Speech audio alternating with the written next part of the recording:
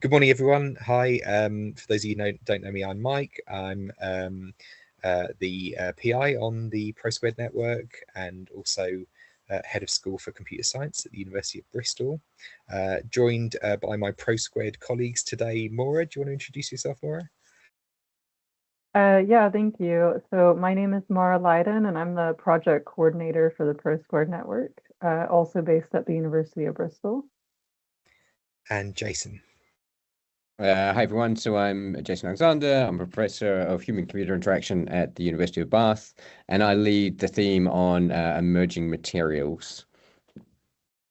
Excellent. So as I said, welcome to you all to this webinar about our forthcoming, or live, I should say, rather than forthcoming funding call on sustainability and devices. So I'm going to do a quick presentation and then we'll get into Q&A. We've got an hour. The presentation will probably take 10 minutes, something like that. And then the rest of the webinar will take as long as your questions take and no longer. So we're here for you. Okay, so I'm going to share my screen and get started. Let's get this right. Entire screen. Share. Okay, can you guys see that? I can see it. Great, thank you. Okay, so this is, as I said, this is our live funding call. Just a bit of an introduction about the network before we start. Here's the team. We are a UKRI funded Network Plus pro² from prototype to product. We're interested in end user building and democratization of long tail, low volume digital devices. And yeah, we've been running now for 4 years, into our fifth and final year next year. So this is, I guess, one of our last funding programs, but we do have a bunch of funding programs available. More details on our website. We are an open community. It's free to join. So we do ask that anyone who applies to our funding call join the network. Just email the address at the end of this presentation to get yourself added to our mailing list, where you receive newsletters and all sorts of other good community goodies, including, if you're very lucky, our pro² branded chocolate, which any of you who have tried will know it's absolutely delicious. So we are an academic steering group. Myself and Steve Hodges co-lead the network. Steve from Lancaster, Jason, who's here with us today, Boreana, and Joe all lead themes within the network and come together with our team who manage and run the network. Sarah and Maura in the manager and administrator roles.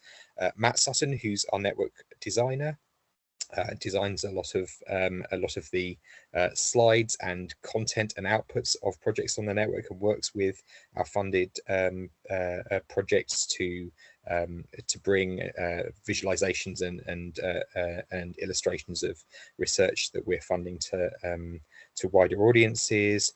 Rory Clark, who's the researcher on the network, and Tom Smith, who's a recent joiner to the network, who is a research software engineer.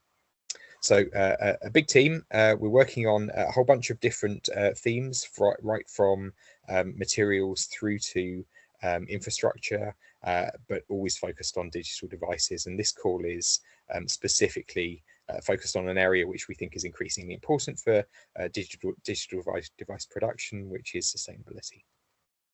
So a bit of an overview. We have a focus as a network on prototyping devices and low volume production, and so we wanted to produce a funding call which was focused on the sustainability of those things.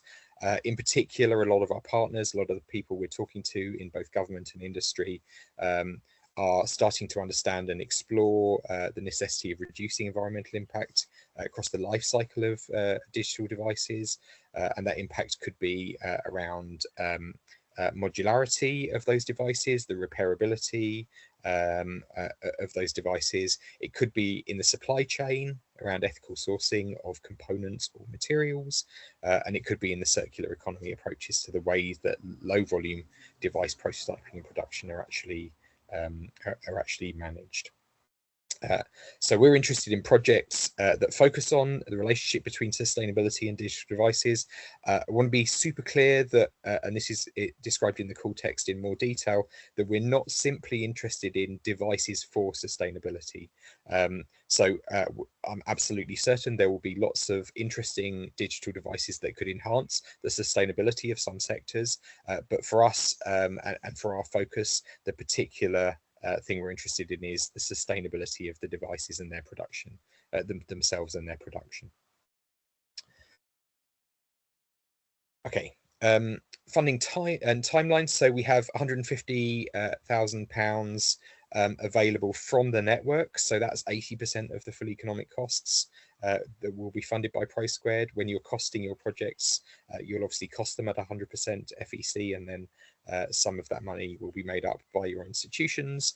That money will have to be held by institutions that are normally eligible for UKRI funding. So if you're currently eligible for UKRI funding, you're eligible for this call. We're allowing a maximum award per project of £50,000 from pro². So again, that's 80% FEC. We'd expect you to cost 100% for your project. Project period will run from September 2026 to May 2027. So we're expecting projects to start just after the summer, and so between June and September we'll be going through the process of shortlisting and interviewing to award those projects, and the application deadline is at the end of this month. So these are the key dates. This is the live webinar today with Q&A. Deadline, as I say, end of this month.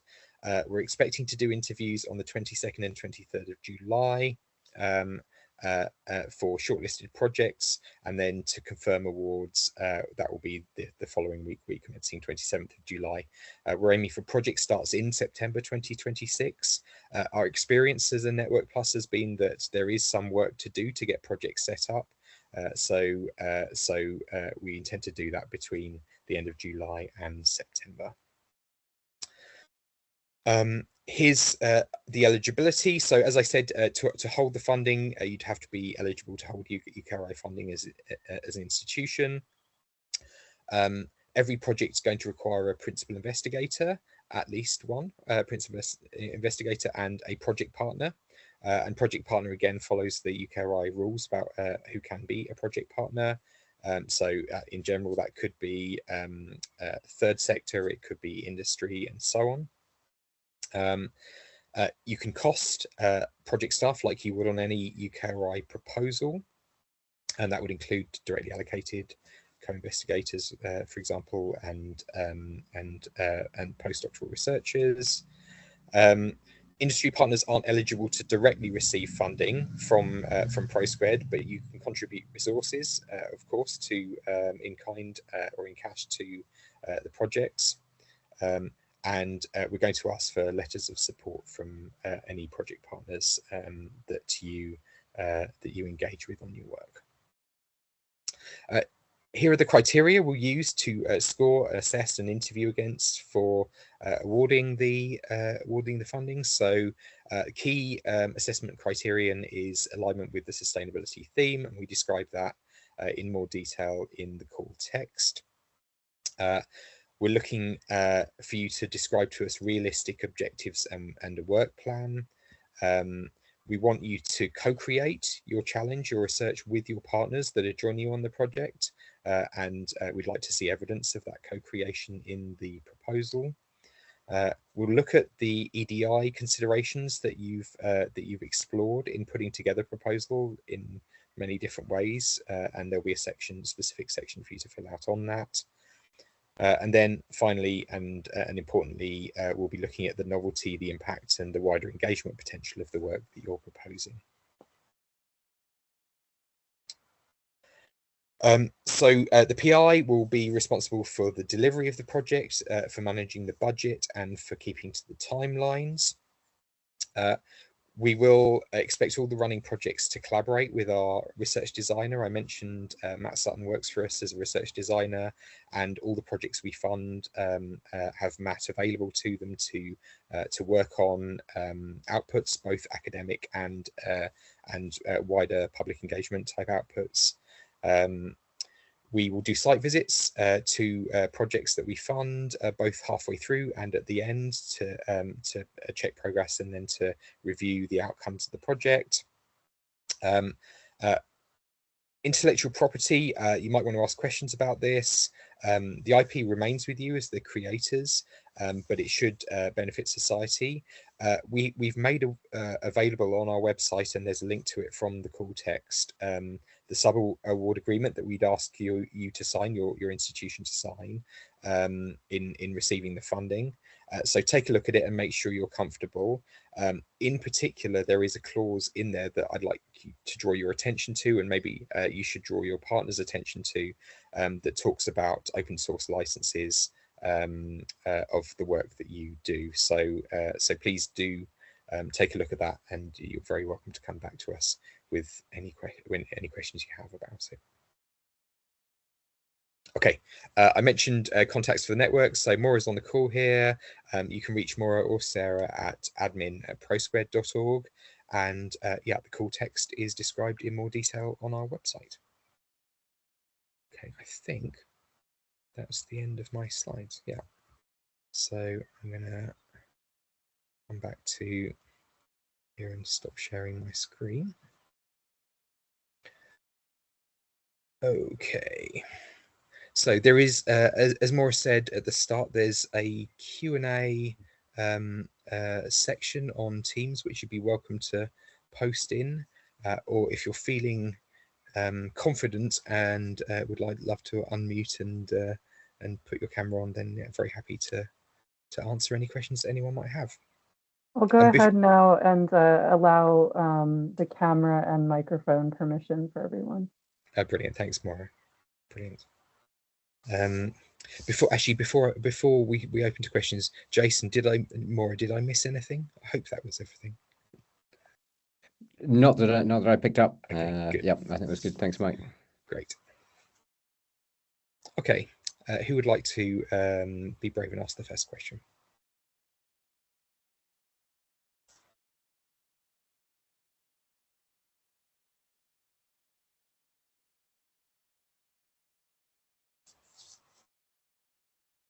Kylie, yeah.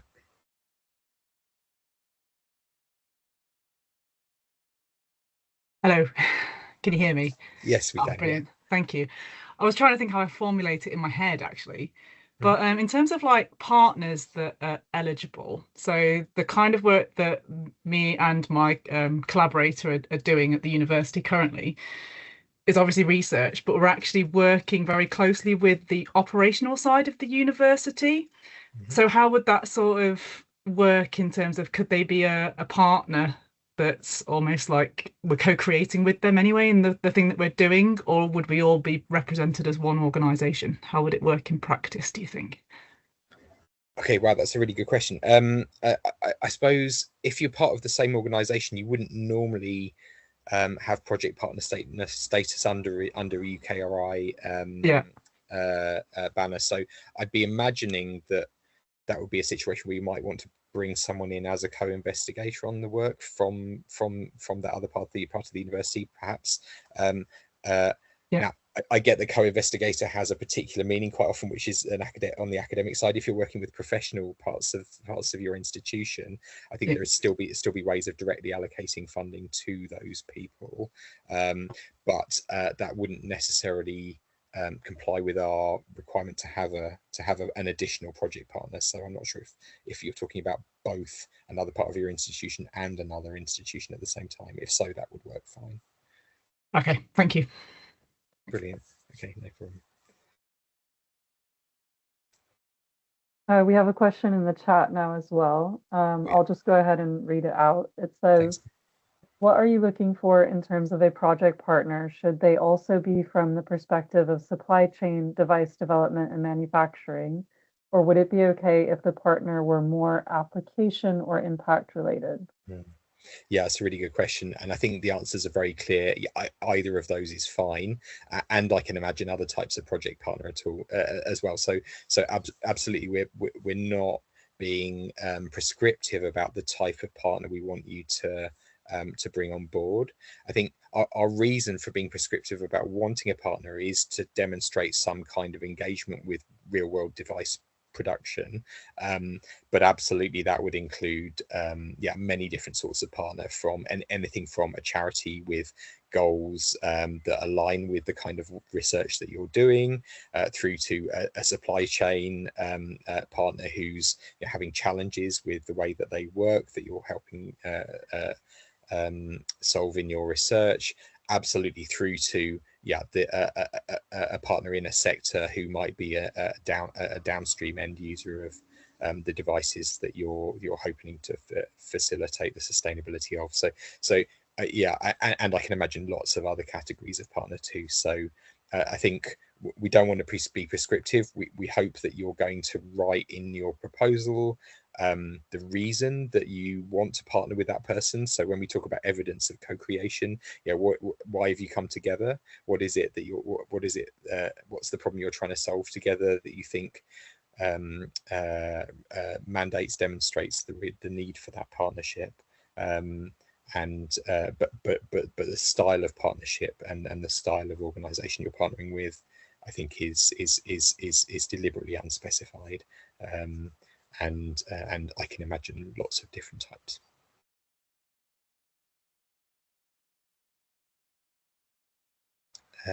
Michael.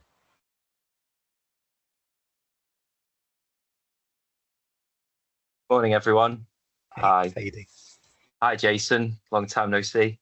Hey, Mike.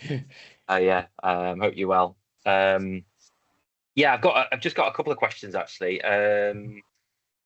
It sounds really great.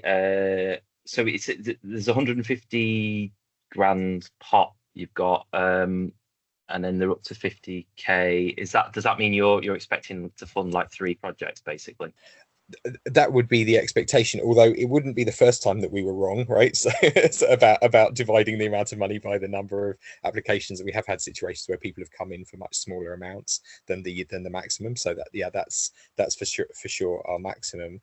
I think and obviously, as I said, that's what we would contribute to the project, right? So in terms of costing within your own institution, that means that the maximum cost you would have would be 62,500, right? So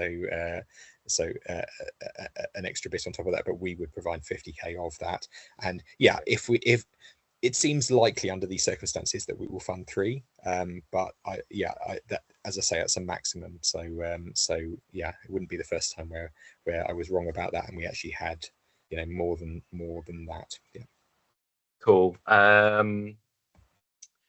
Second question was, can you fund an RA as part of that budget, right? That's okay. Absolutely. Yeah. Support. Yeah, very much so. Yep. So you'll need to obviously take into account the overheads and the estates and indirect costs of that, and build that into that financial kind of model. But absolutely, we're expecting RAs to be funded under this school. Yeah. Brilliant. Sorry, I'm taking up all the airtime. I was wondering about technology readiness levels and kind of your take on. Sorry, my daughter's here as well. Where you see. It sounds like that it can be any part of the the life cycle basically, so it doesn't really matter, but it would be good to just get your understanding of that in terms of because the pro² networks, from my perspective, way I've seen it's very much about like physical computing and like where you see that sitting within the technology readiness level of these research projects. Yeah, it's a really good question, and it's one we get quite a lot actually in pro², because there's a way of looking at production as being downstream of prototyping, and therefore a sense in which you might think that production was like more technology ready than prototypes. But actually, I think one of the things that we've and there are also manufacturing readiness levels as well as sort of general technology readiness levels, right, which you might think of as slightly different.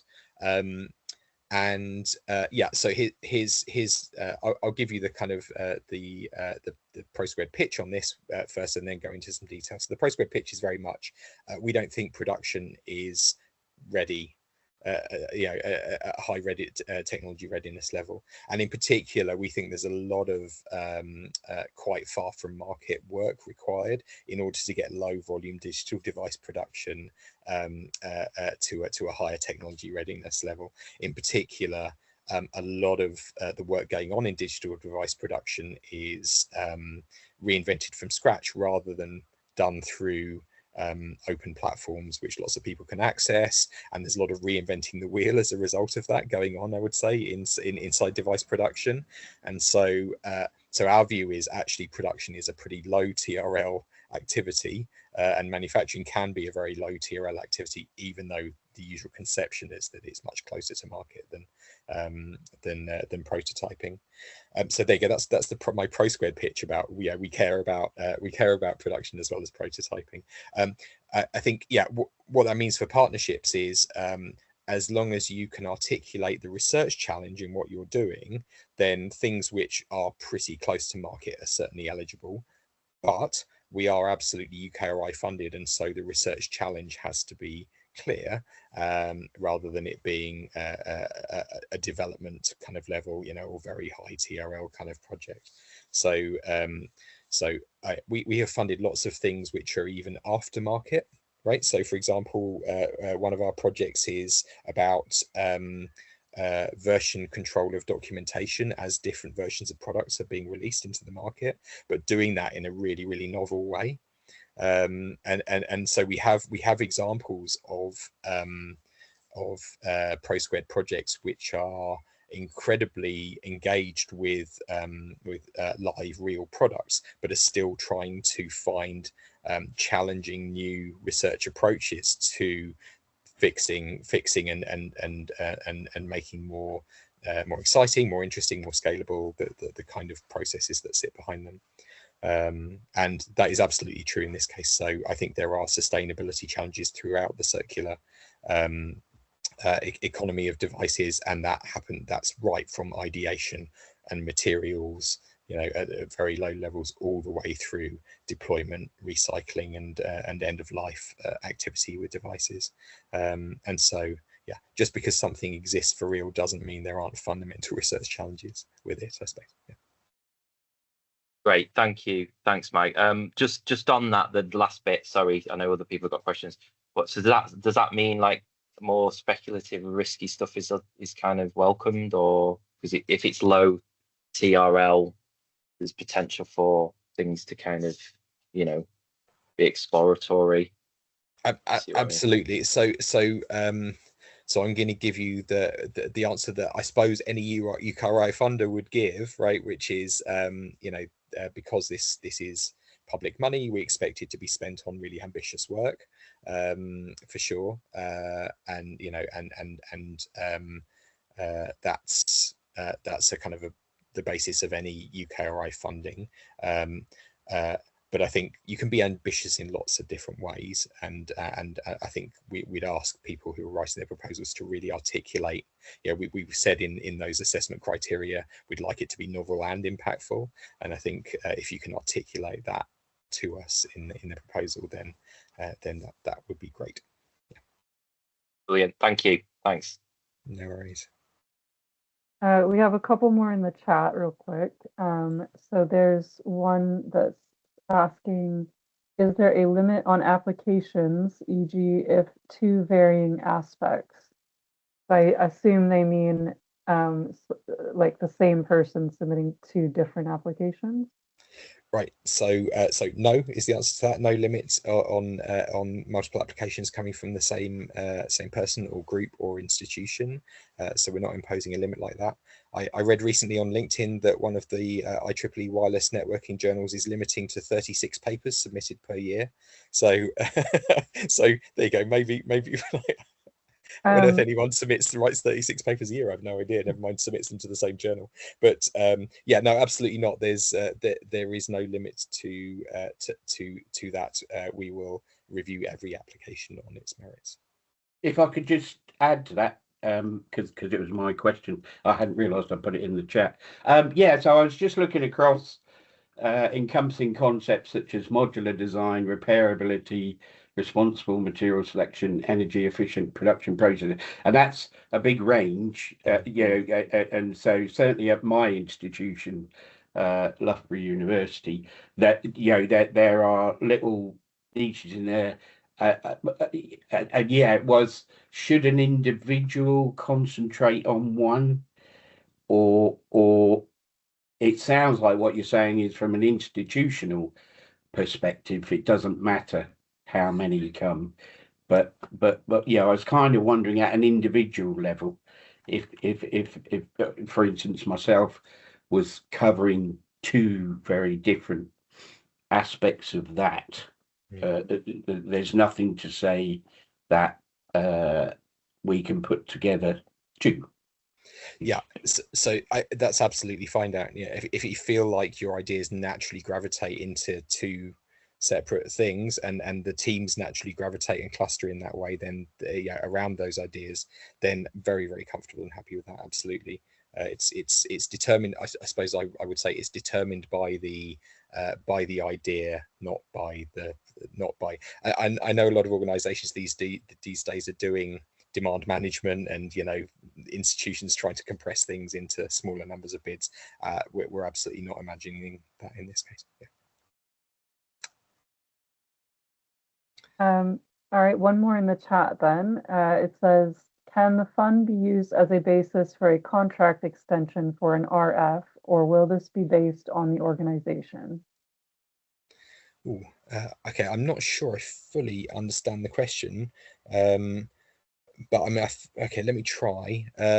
So I don't think it matters to us whether the researcher is appointed fresh or is moving on to the pro² work from another contract.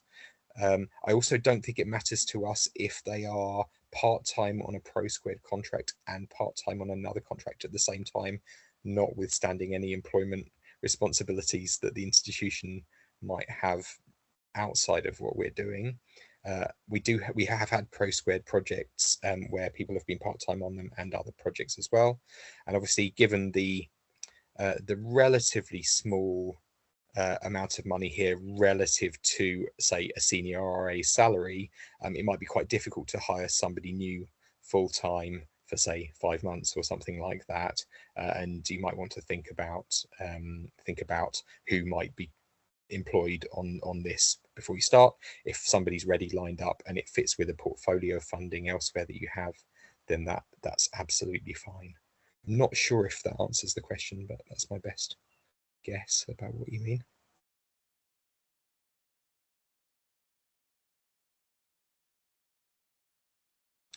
Someone's got a hand up, but I can't see who. Hi. I am Pranjal. Sorry, my just the last name is showing up on the Teams. You've sort of no worries. I am a PhD candidate from Swansea University, and I am interested in the repairability perspective. The work which we have been doing in the Swansea University is how can we support repair cafes to do the repair, and for that, how can we build digital technologies that can help enable troubleshoot when the repairers or the fixers get stuck. So the question in regards is something around, for example, we have Repair Cafe Wales also, as well as individual Repair Cafe. So what would be considered a good partner, because not every Repair Cafe has all the criteria to fulfill to being a partner. The EDI and many other account and everything. So Repair Cafe Wales become that overarching umbrella. So have you seen any sort of the challenges in onboarding a charity when they do not fulfill all the criteria as per the UKRI? Yeah, it's a really good question, and we find this a lot with working with SMEs in particular. Maybe it's one person, maybe it's 3 people. They tend not to have the bandwidth, and sometimes find it difficult to write a letter of support that actually promises to co-create or be involved because yeah, they have limited capacity. And I think so. I would say you're thinking along the right lines about thinking about industry groups or that represent kind of larger sectors, and yeah, using those as a kind of a route through where maybe those groups do have the bandwidth to engage with a project in a way that maybe an individual SME might not. But I would also say you're not limited to one partner, right? So if it feels like you have a kind of a primary partner that's representing maybe a sector or a group, but you also want to specifically bring on board very early on an SME or a charity that maybe has less bandwidth, that's completely fine. I think that's okay. If you're asking for advice about how to manage partners around UKRI eligibility, I guess I'd refer you to your local research support office about that. I think the answer is the broad answer I can give is that there are lots of ways of bringing on project partners that can contribute things in kind without them actually contributing any kind of cash or finance to the project, in which you as a larger institution do some of the work on their behalf, but obviously that work takes time and requires commitment from the researchers and the groups. So it's not a trivial thing to do. But if the charity or the SME that you're working with is important enough to you, then worthwhile to do that work, I would say. Sure, thank you. Another question to go with. So, in regards to for example, if we want to do 3D printing, and for example, I visited summer school at Lancaster. So, if we want to use the facility across the institution, we need to collaborate with that particular person beforehand, or the pro² can set up that network for the collaboration and the needs. Is that possible before or after the project?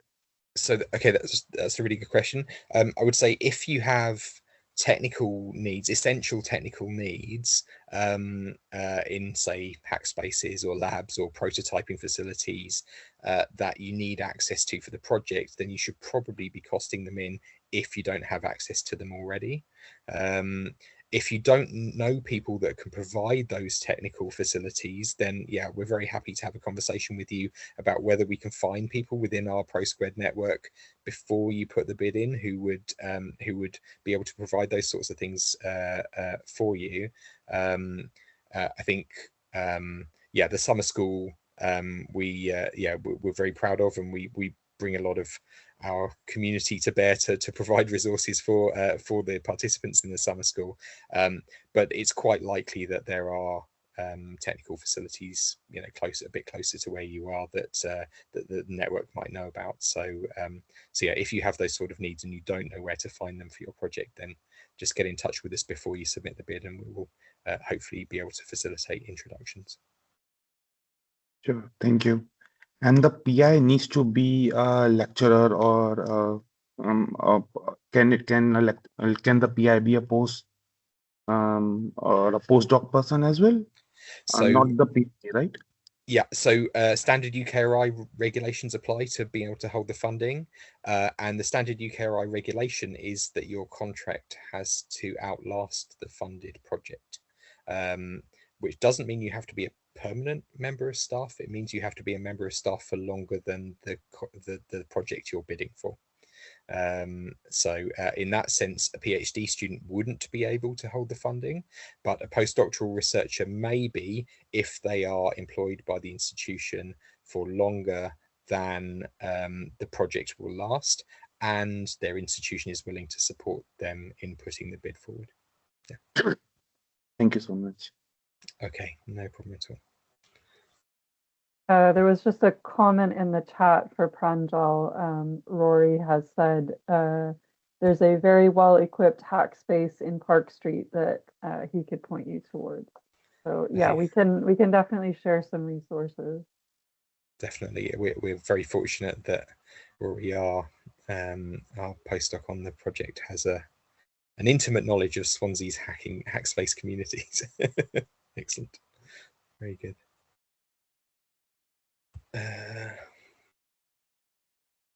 Do we have anything else on the Q&A? There's nothing else in the Q&A at the moment. I can see Giacomo has their hand up. Oh yeah, Giacomo.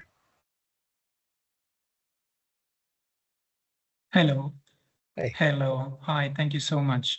My question is about institution eligibility. I am at the moment a postdoc in the European University in Italy, and I wonder if this is a problem essentially or not, if I can apply, and eventually if you have priorities in terms of like funding proposals that are, of course, I mean, I imagine maybe you have, as if this is a national funded project, then maybe you might want to prioritize UK submission.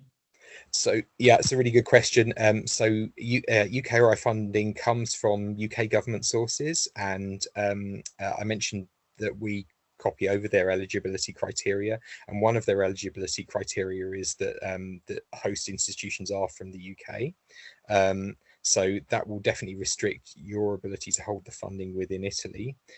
But I have a kind of couple of bits of advice about ways you might work on that, or look to kind of think about that. So one option is that you have some kind of partnership with a UK university. If you're already working with an individual in the UK on some of your work, then it's absolutely okay for you to kind of come into a proposal that's then hosted via that person's institution. We've had one or two cases where we've had international collaborations bid for funding where we have awarded the money to a UK institution, but then the budget has involved collaborating across the UK and internationally. And actually, we've got projects with that we're currently funding with partners and collaborators in, I mean, quite a few different countries, both European and wider. The other thing I'd say is if you look at our funding page on pro² Network, we have a residency program as well. So our other funding call is that's open is for residencies, and one of the things that we fund regularly is international partners to come into the UK, international researchers to come into the UK to work in institutions for periods of time. And again, the UK institution could hold that budget, and we both fund people coming into the UK and people going out of the UK to other places.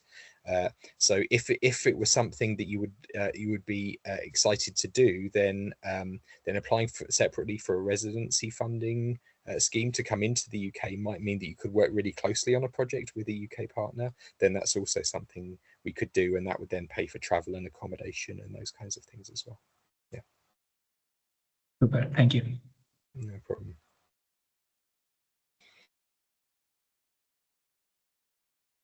We don't have anything else in the Q&A currently.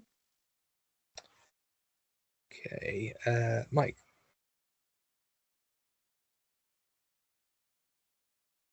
Sorry, it's me again.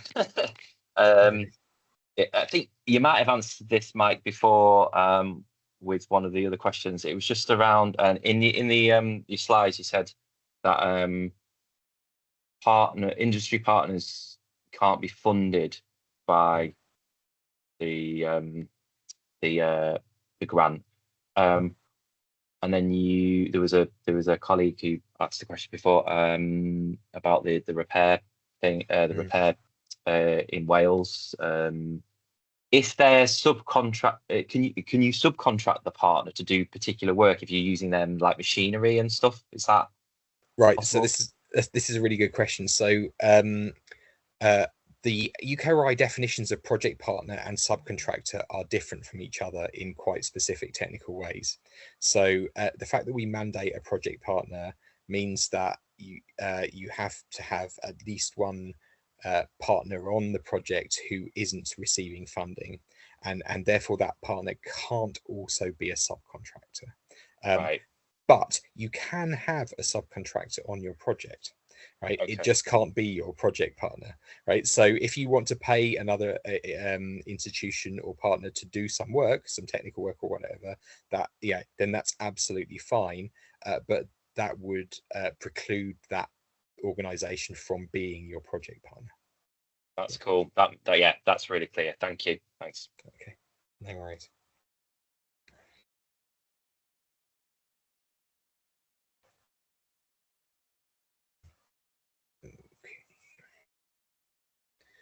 Not seeing any other questions. Would anyone else like to put their hand up? If you have a question, yeah. There's another question in the Q&A from Martins. Thank you. Thanks, Jason. It says, what level type of collaboration is expected to be reported between the institution and project partner prior to submitting the application? Joint meetings, workshops, site visits, etc. Right. So, I mentioned in the criteria we're looking for co-creation, and so I think I'm gonna hold back from telling you what co-creation looks like, because I think the answer is quite different in different subfields and in different challenges and projects. I think we'd like you to give us evidence of what co-creation means when you put your project together with your project partner, and that could be something as as in-depth as a long-standing relationship in which you've worked together before. It could be something where you have contacted a partner completely new and identified that you're both interested to work on something new together, and have generated some evidence for the proposal from scratch that this is a shared challenge and an interesting challenge. Yeah, and that could be as simple as a single Eureka email, or it could be something as in-depth as a 5-year collaboration. And I don't think we want to be prescriptive about what co-creation means for you. What I think we'd be looking for is for you to provide evidence to us in the bid of why you think this project is a shared challenge for your partner and yourself, and whatever activity and work is required to establish that, to be able to write about it in the proposal, is the right amount. Is that fair?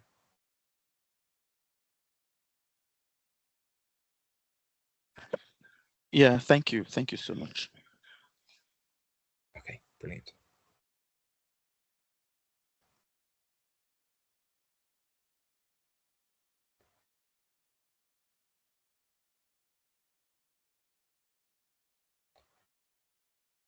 Okay, Giacomo. Sorry, me again. You may already have covered this, but is it expected to have a partner? So the question is, could be a partner, another institution, an academic institution, or is it expected to have, variety, let's say, in terms of partnership? Yeah, it's a good question. So under the UKRI rules, a partner isn't another academic institution. So we would expect them to be, yeah, I mentioned a few different categories, but a charity, a company, a not-for-profit organization of some kind. There are lots of different types, but not a university. I have been told about exceptions to this rule, right? There are rumors circulating about times that universities have been project partners. Those exceptions, I think, certainly not something we've seen in pro² so far, but those exceptions are where the university also acts in a completely different light to its education and research activity. So maybe it's a test bed. The university is a test bed for a particular technology or something like that.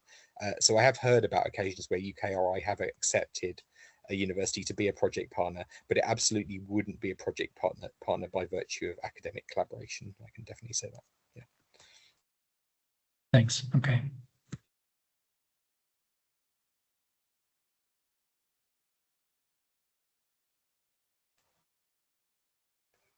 I should have added to that.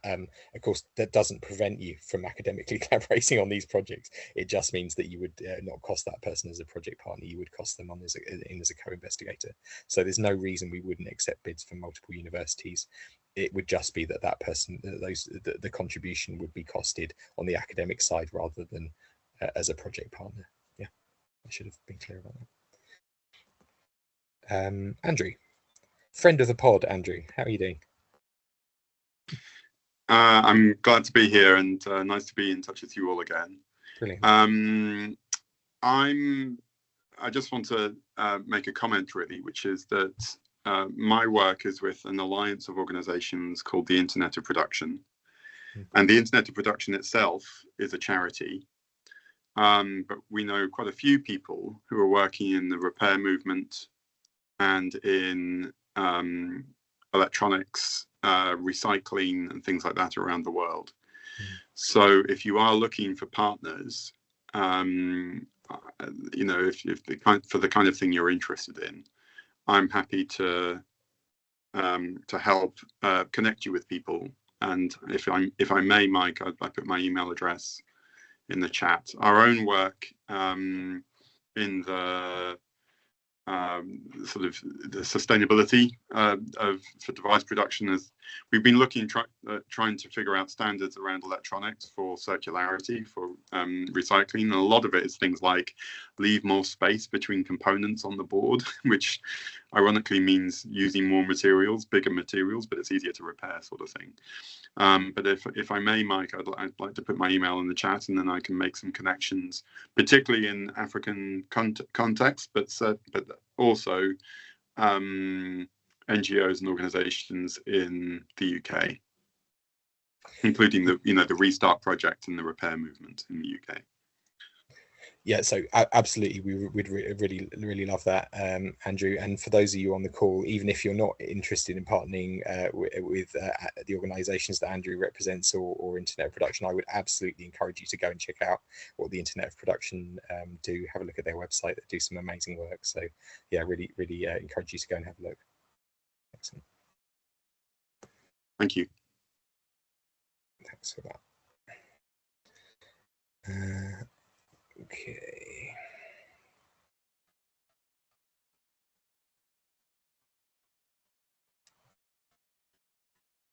Chat.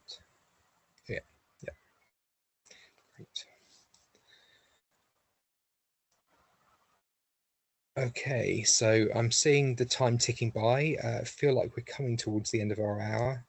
I'm trying to stop things at 10 minutes to, so you're not jogging to your next meetings these days, because boy, do I do a lot of jogging between meetings with a minute to go. Thank you so much, everyone, for attending the webinar. I hope you've got answers to your questions. If you think of something burning that you just wish you'd asked and hadn't thought of when you go back to the call text, get in touch with us. Maura and Sarah are on the end of the line using the email admin@pro².org. We are super happy to answer any questions you've got on any aspect of the call all the way through to the deadline. And yeah, really excited to see your proposals. Looking forward to seeing as many of you as possible coming forward with bids, and yeah, excited to get some of these projects funded and up and running. Okay, thanks so much for coming, everyone.